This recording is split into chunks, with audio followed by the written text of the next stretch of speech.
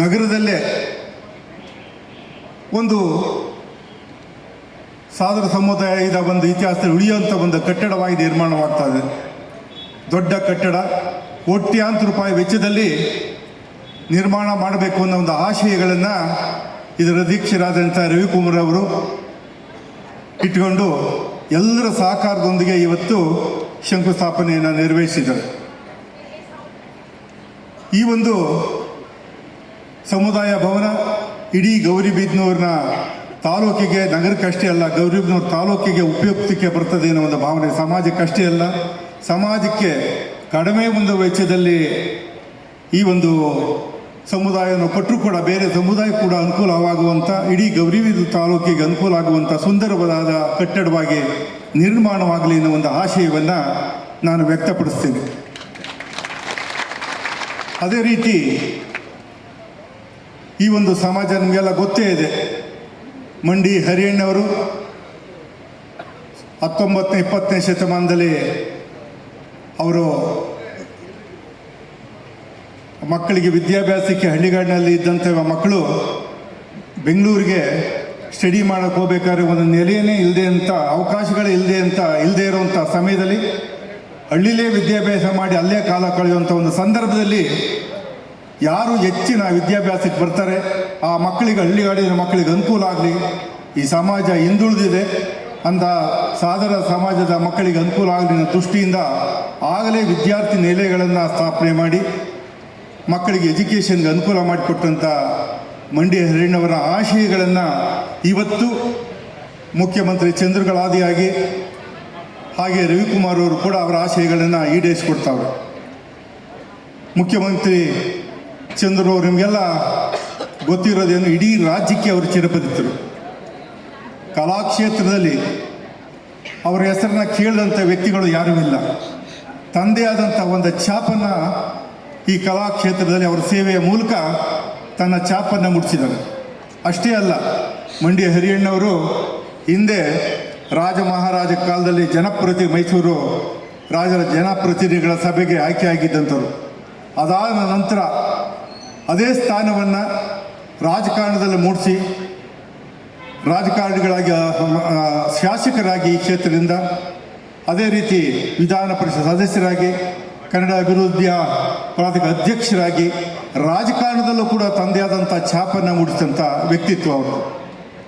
ಅವ್ರಿಗೆ ಅವ್ರಿಗೆ ಇನ್ನೊಂದು ಕೃತಜ್ಞತೆ ನಾವು ಸಲ್ಲಬೇಕಾಗಿರೋದು ಏನಪ್ಪ ಅಂತಂದರೆ, ಮುಖ್ಯಮಂತ್ರಿ ಚಂದ್ರವ್ರಿಗೆ ಇವತ್ತು ಏನು ರವಿಕುಮಾರ್ ಅವರು ಅಧ್ಯಕ್ಷರಾಗಿ ಕೆಲಸ ಮಾಡ್ತಾ ಇದ್ದಾರೆ ರಾಜ್ಯ ಮಟ್ಟದಲ್ಲಿ, ಅಂಥ ಒಬ್ಬ ಪ್ರಾಮಾಣಿಕ ವ್ಯಕ್ತಿಯನ್ನು, ದಕ್ಷ ವ್ಯಕ್ತಿಯನ್ನು ಅಧ್ಯಕ್ಷರಾಗಿ ಮುಂದುವರಿಯೋದಕ್ಕೆ, ಅಧ್ಯಕ್ಷ ಆಯ್ಕೆ ಆಗೋಕ್ಕೆ ಮತ್ತು ಅವರಿಗೆ ಬೆಂತಟ್ಟದ ಮೂಲಕ ಅವರೇ ಹೇಳ್ತಾರೆ, ರವಿಕುಮಾರ್ ಹೇಳ್ತಾಯಿದ್ರು, ಅವರ ಒಂದು ಪ್ರಯತ್ನದಿಂದ, ಅವರ ಒಂದು ಪ್ರೋತ್ಸಾಹದಿಂದ ನಾನು ಈ ಮಟ್ಟದಲ್ಲಿ ಬಂದೆ ಅಂತ.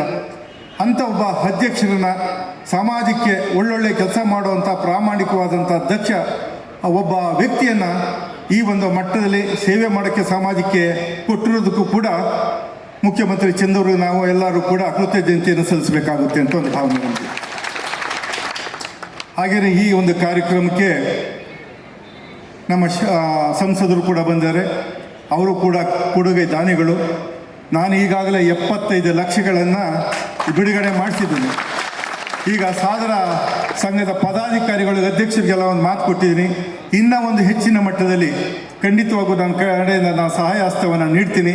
ಇದು ಕಂಪ್ಲೀಟ್ ಆಗೋವರೆಗೂ ಕೂಡ ನಿಮ್ಮ ಜೊತೆಯಲ್ಲಿರ್ತೀನಿ ಅಂತ ಹೇಳಿದ್ದೀನಿ. ಅದೇ ರೀತಿ ಹೆಚ್ಚಿನ ಮಟ್ಟದಲ್ಲಿ ಹಣ ಬೇಕಾದರೂ ಕೂಡ ಅಧ್ಯಕ್ಷರು ಮತ್ತು ಪದಾಧಿಕಾರಿಗಳ ಮೂಲಕ ಮುಖ್ಯಮಂತ್ರಿಗಳನ್ನು ಭೇಟಿಯಾಗಿ ಹೆಚ್ಚಿನ ಅನುದಾನವನ್ನು ಕೊಡಿಸೋಕೆ ಕೂಡ ನಾನು ಪತ್ರವನ್ನು ಕೊಟ್ಟು ಖುದ್ದು ಮುಖ್ಯಮಂತ್ರಿಗಳನ್ನು ಭೇಟಿ ಆಗ್ತೀನಿ ಮತ್ತು ಹೆಚ್ಚಿನ ಯಾವುದಾದ್ರು ಜಾಗಗಳಿದ್ರು ಕೊಡಿಸೋಕ್ಕೂ ಕೂಡ ಪ್ರಯತ್ನ ಮಾಡ್ತೀನಿ ಅನ್ನೋ ಒಂದು ಮಾತು ಹೇಳ್ತಾ, ಅದಕ್ಕೆ ಸಹಕಾರಿಯಾಗಿ ನಮ್ಮ ಮಿತ್ರರು ಮತ್ತು ಆತ್ಮೀಯರು ಆದಂಥ ಸಂಸದ ಸುಧಾಕರ್ ಅವರು ಇದಕ್ಕೆ ತಮ್ಮ ಅನುದಾನದಲ್ಲಿ ಕೈ ಜೋಡಿಸ್ತಾರೆ ಅನ್ನೋ ಭರವಸೆ ನನಗಿದೆ. ಅವರು ಕೂಡ ಸಮಾಜ ಬಗ್ಗೆ ಹೆಚ್ಚಿನ ಗೌರವ ಇಟ್ಕೊಂಡರೆ ಅವರು ಕೂಡ ಕೈ ಜೋಡಿಸ್ತಾರೆ. ನಾವೆಲ್ಲ ಸೇರಿ ಈ ಒಂದು ಸಮುದಾಯ ಭವನ ಅಚ್ಚುಕಟ್ಟಾಗಿ ಬೃಹತ್ತಾಗಿ ನಿರ್ಮಾಣ ಆಗೋಕ್ಕೆ ನಾವೆಲ್ಲ ಜೊತೆಯಲ್ಲಿರ್ತೀವಿ ಅನ್ನೋ ಒಂದು ಭರವಸೆಯನ್ನು ಈ ಮೂಲಕ ನಾನು ಕೊಡ್ತಾ ಇದ್ದೀನಿ. ಹಾಗೆಯೇ ಈಗಾಗಲೇ ನಮ್ಮ ಶೈಲಜ್ ಅವರು ಹೇಳ್ತಾ ಇದ್ರು, ಸಮುದಾಯದ ಬಗ್ಗೆ ಅವರು ಒಂದು ಬುಕ್ಕನ್ನೇ ಬರೀತಾ ಇದ್ದಾರೆ. ಆ ಬುಕ್ಕನ್ನು ನಾನು ಅವರಿಗೆ ಭರವಸೆ ಕೊಟ್ಟಿದ್ದೀನಿ. ನಾನೇ ಲೋಕಾರ್ಪಣೆ ಮಾಡೋಕ್ಕೆ ಪಬ್ಲಿಷ್ ಮಾಡಿ ಅಚ್ಚುಕಟ್ಟಾಗಿ ಬುಕ್ಕನ್ನು ಪ್ರಿಂಟ್ ಮಾಡಿ ಸಮಾಜಕ್ಕೆ ಕೊಡುವಂಥ ಒಂದು ಕೆಲಸ ಮಾಡಿಕೊಡ್ತೀನಿ ಅಂತ ಶೈಲಾಜ್ ಅವರಿಗೆ ಮಾತು ಕೊಟ್ಟಿದ್ದೀನಿ. ಅವ್ರು ಬರೆದಿರೋಂಥ ಒಂದು ಪ್ರಬಂಧ, ಡಾಕ್ಟರೇಟ್ ಪಡೆದಿರುವಂಥ ಒಂದು ಆ ಪುಸ್ತಕವನ್ನು ಅಚ್ಚು ಮಾಡಿಸಿ ಇಡೀ ಲೈಬ್ರರಿ ಕೊಡೋದ್ರ ಮೂಲಕ, ಕರ್ನಾಟಕದ ಎಲ್ಲ ಲೈಬ್ರರಿಗಳಿಗೆ ಕೊಡೋದ್ರ ಮೂಲಕ ಸಮಾಜಕ್ಕೂ ತಲುಪುವಂಥ ಸಾವಿರಾರು ಪ್ರತಿಗಳನ್ನು ಪ್ರಿಂಟ್ ಮಾಡಿಸಿ ಸಮಾಜಕ್ಕೆ ಹಂಚೋ ಒಂದು ಕೆಲಸವನ್ನು ನಾನು ಮಾಡ್ತೀನಿ ಅಂತ ಈ ಮೂಲಕ ಭರವಸೆ ಕೊಡ್ತೀನಿ. ಸಾಧು ಸಮಾಜ ಅಂದರೆ ಒಂದು ಇದು ಬಂದಿದೆ, ಸಾಧುರು, ಹಿಂದೂ ಸಾಧುರು ಅಂದೆ. ನಾನು ಕಂಡಂಗೆ ಈ ಕಡೆ ಇರೋ ಭಾಗದಲ್ಲಿರೋ ಒಕ್ಕಲಿಗರೆಲ್ಲ ಏನು ಹೇಳ್ತಾರೆ ಗೊತ್ತಾ, ಹಳೆ ಮೈಸೂರಿನಲ್ಲಿ ಸಾಧುರು ಅಂತ ಅಂದರೆ ಅವರು ಮೂಲಭೂತ ಒಕ್ಕಲ್ತನ ಮಾಡೋರು, ರೈತರು, ಭೂಮಿನೇ ನಂಬ್ಕೊಂಡಿರುವಂಥ ಒಂದು ಸಮಾಜ. ಈ ಸಮಾಜ ನಮ್ಮ ಸಮಾಜಕ್ಕೆ ಹತ್ರ, ಇವರು ಕೂಡ ಒಕ್ಕಲಿಗರಿಗೆ ಹತ್ರ ಅಂತ ಭಾವನೆಯಿಂದ ವ್ಯಕ್ತಪಡಿಸಿ ನಮ್ಮವರು ಅಂತ ಇವರಂತಾರೆ. ಆ ಕಡೆ ಲಿಂಗಾಯತ ಸಮುದಾಯದವರು ಏನಂತಾರೆ ಅಂದರೆ, ಸಾಧು ಅಹಿಂಸಾವಾದಿಗಳು, ಮಾಂಸ ಎಲ್ಲ ತಿನ್ನಲ್ಲ, ಪ್ರಾಣಿ ವಧೆಯನ್ನು ಮಾಡಲ್ಲ, ಅದರಿಂದ ಇಂಥ ಈ ಒಂದು ಸಾಧು ಸಮುದಾಯ ನಮ್ಮ ಲಿಂಗಾಯತರಿಗೆ ಹತ್ರ ಅಂತ ಲಿಂಗಾಯತರು ಹೇಳ್ತಾ ಇರ್ತಾರೆ. ನನಗೆ ಗೊತ್ತಿರೋ ಹಾಗೆ ಈ ಸಮಾಜ ಲಿಂಗಾಯತರಿಗೂ ಸಂಬಂಧಪಟ್ಟಿಲ್ಲ, ಒಕ್ಕಲಿಗರಿಗೂ ಸಂಬಂಧಪಟ್ಟಿಲ್ಲ. ತಂದೆಯಾದಂಥ ಅಸ್ಮಿತೆ ಇಟ್ಕೊಂಡು, ತಂದೆಯಾದಂಥ ಐಡೆಂಟಿಟಿ ಇಟ್ಕೊಂಡು ನೂರಾರು ವರ್ಷಗಳಿಂದ ಬಂದಂಥ ಸಮಾಜ ಇದು ಹೀಗೆ ಇರಬೇಕು. ನಿಮ್ಮ ಐಡೆಂಟಿಟಿ, ನಿಮ್ಮ ಅಸ್ಮಿತೆ, ನಿಮ್ಮ ಹಿಂದೂ ಒಂದು ಸಮಾಜದಲ್ಲಿ ಒಂದು ಕವಲಿದು.